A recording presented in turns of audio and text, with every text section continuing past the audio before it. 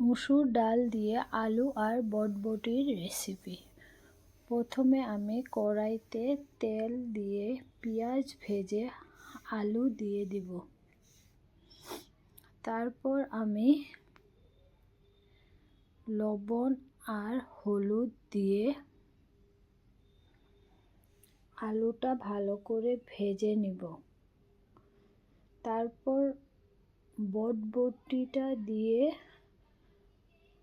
আলু আর বটবটিটা ভালো করে কষিয়ে নিয়ে মুসুর ডালটা দিয়ে কাঁচামরিচ রসুন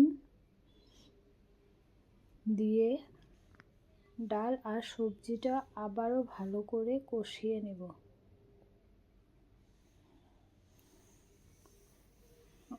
ডাল আর সবজিটা কষানো হয়ে গেলে আমি পানি দিয়ে ধনিয়ার পাতা দিয়ে সবজিটা ভালো করে জাল করে নামিয়ে নেব। রেডি আমার আলু আর বটবটি ডালের তরকারি।